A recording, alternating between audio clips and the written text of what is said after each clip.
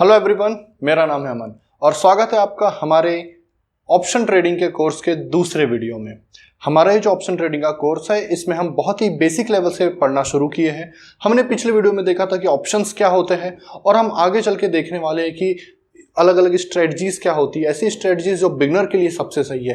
कुछ ऐसी advance strategies भी देखेंगे जिसमें हम कम कैपिटल में अधिक से अधिक पैसा कमा सकते हैं, लेकिन वो सब बात की बात है। आज हम बात करने वाले हैं एक बहुत ही इंटरेस्टिंग टॉपिक पे और वो है ऑप्शंस की हिस्ट्री। अब ऑप्शन की हिस्ट्री जानना ज़रूरी क्यों है?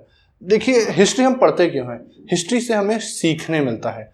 ऑप्शन की हिस्ट्री भी कुछ ज़्यादा अच्छी रही नहीं है। क्यों? सिर्फ लोगों के लालच और लोगों की डर की वजह से। तो हम उनसे कुछ चीज़ें सीख सकते हैं।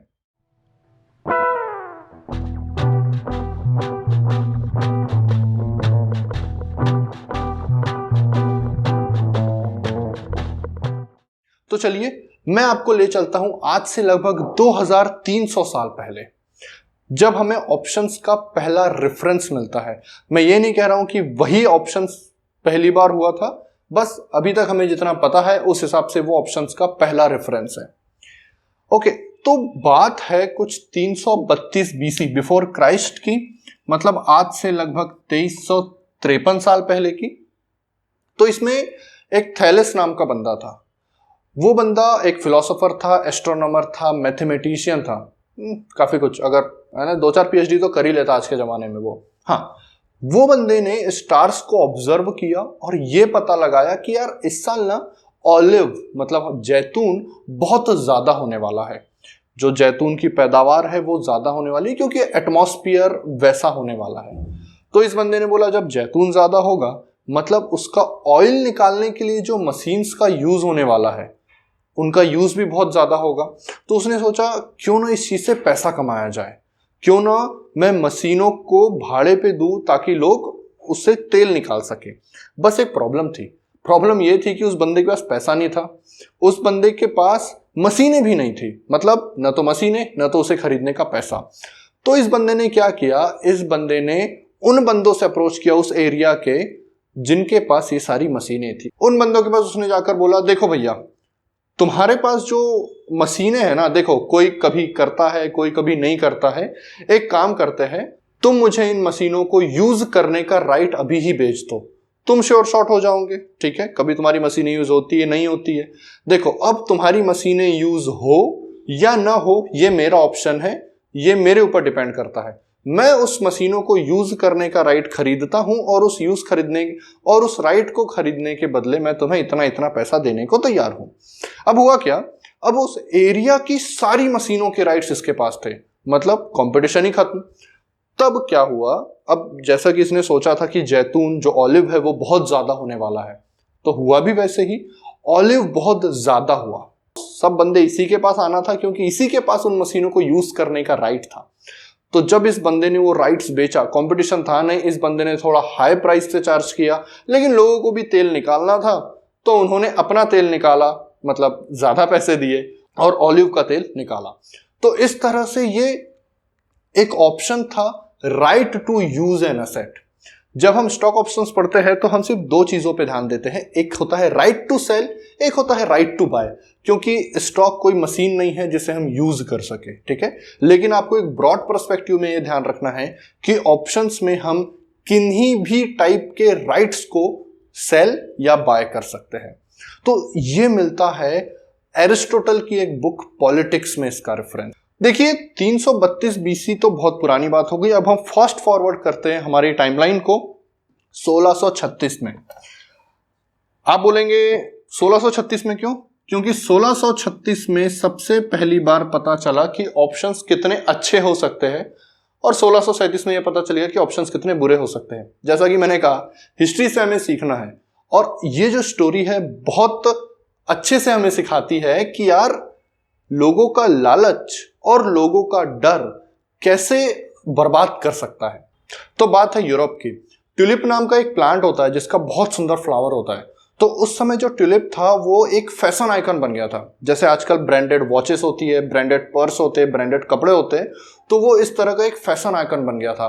तो जितने भी लोग हैं, अमीर से लेकर गरीब, सब उसको खरीदना चाहते थे।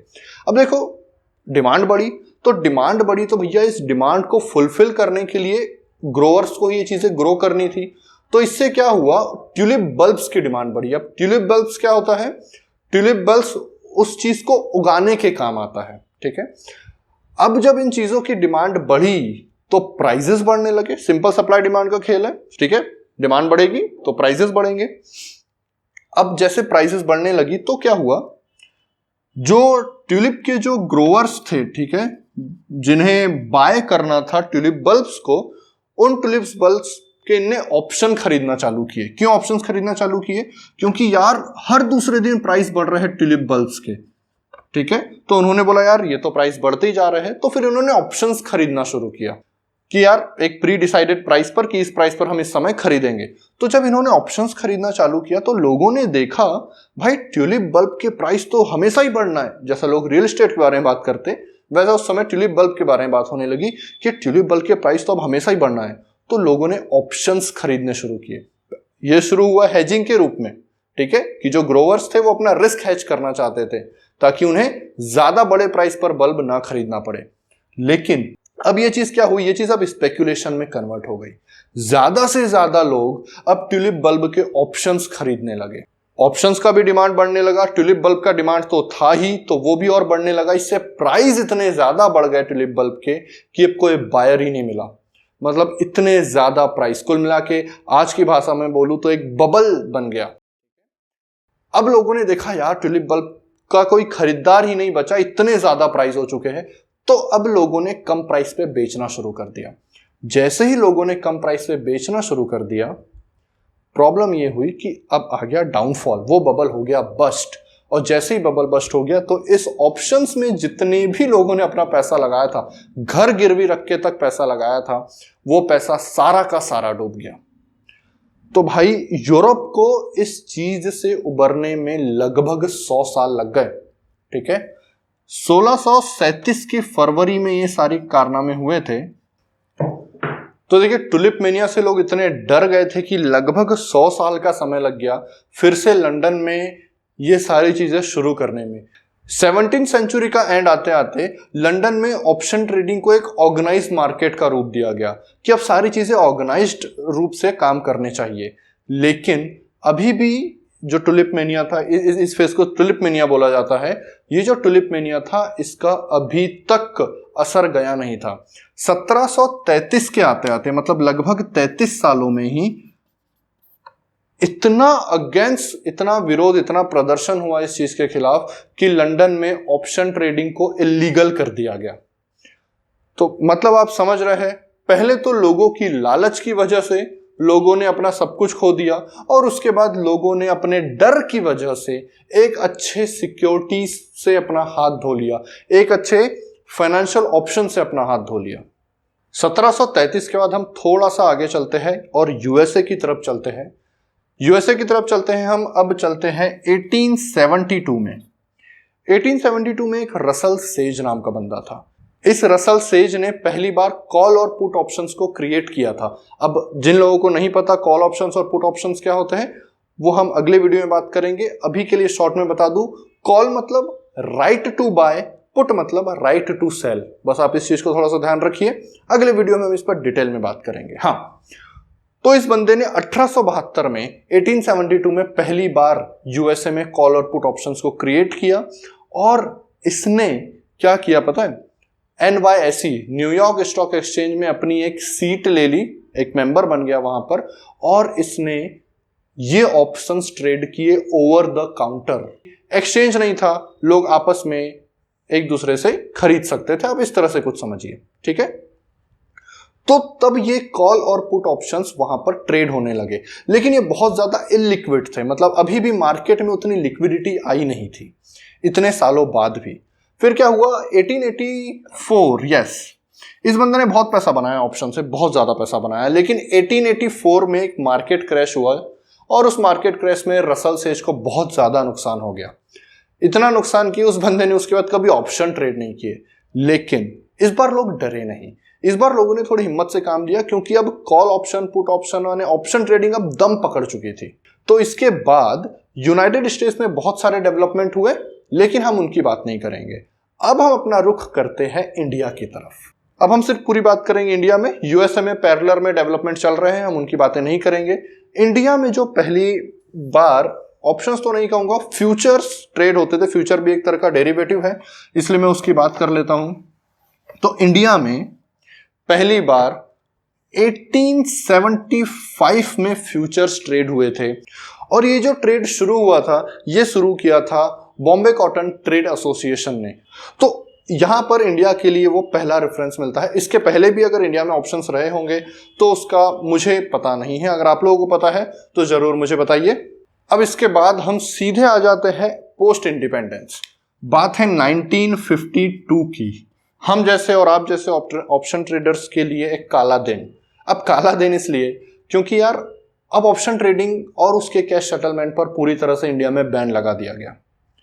कोई लीगली ऑप्शन ट्रेड नहीं कर सकता था। खैर उस समय भी लिक्विडिटी उतनी ज्यादा नहीं थी, लेकिन एक ये बहुत बुरी चीज थी क्योंकि यार हम और आप जैसे लोग एक क्या ढूंढ रहे हैं, हम एक अच्छी सिक्योरिटी ढूंढ रहे हैं ताकि हम उसमें कुछ पैसे बना सके। लेकिन 1992 में सेबी आया, राइट। 1992 में सेबी का जन्म हुआ, securities exchange board of India. और सेबी के आने के 4 साल बाद मतलब 1996 में एक 24 मेंबर्स की कमेटी बनी। उस कमेटी का काम था कि इंडियन मार्केट में डेरिवेटिव सिस्टम को एक प्रॉपर फ्रेमवर्क में कैसे लाया जाए, ये चीज को पता करना था। ठीक है, तो 1996 में ये कमेटी फॉर्म हुई। उसके बाद 1996 में कमेटी बनी। उसके बाद 1998 में उस कमेटी ने बोला कि यार ऑप्शंस को हम सिक्योरिटीज की तरह ट्रीट करते हैं, जो कि आज हो रहा है हमारे यहाँ। तो उस कमेटी ने बोला कि हम ऑप्शंस को एक सिक्योरिटी की तरह हम ट्रीट कर सकते हैं, और फिर उसमें एक्सचेंज के थ्रू ही सारे इन्वेस्टमेंट और सारी चीजें कर सकते हैं। तो उसके बाद एक प्रॉपर फ्रेमवर्क बनाने में कुछ समय लगा, और फाइनली 2001 में इंडिया में स्टॉक ऑप्शंस और इंडेक्स ऑप्शंस, ये दोनों की ट्रेडिंग शुरू हुई, जो आज तक हम करते आए हैं। तो इंडिया में देखा जाए तो जो ऑप्शन कॉन्ट्रैक्ट है वो ओटीसी लीगल तो है ही नहीं, मतलब आपको एक्सचेंज के थ्रू ही करना पड़ेगा। तो हर वो कॉन्ट्रैक्ट, ऑप्शन कॉन्ट्रैक्ट जो एक्सचेंज के थ्रू किया गया है, बस वही लीगल माना जाएगा। उसके अलावा जो भी जितना भी कॉन्ट्रैक्ट है, ऑप्शन कॉन्ट्रैक्ट, अगर आप बिना एक्सचेंज के करते हैं तो इंडिया में वो इलीगल है।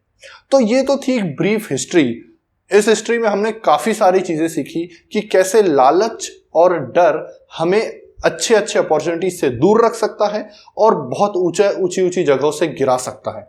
तो बस हमें थोड़ा सा ध्यान रखना है, माइंडसेट कैसा रखना है, और ये सारी चीजों की बातें इस सीरीज में हम आगे करने वाले हैं। यूट्यूब पर हम वीडियो डालते हैं हर फ्राइडे को 12 बजे, और अगर आपको इस सीरीज का इंस्टेंट एक्सेस चाहिए तो अभी डिस्क्रिप्शन में जाइए, वहां पर आपको एक लिंक मिलेगा, हमारी वेबसाइट पे जाके आपको फ्री में रजिस्टर करना है और ये पूरा सीरीज का आपको इंस्टेंट एक्सेस मिल जाएगा। Thank you so much, signing off.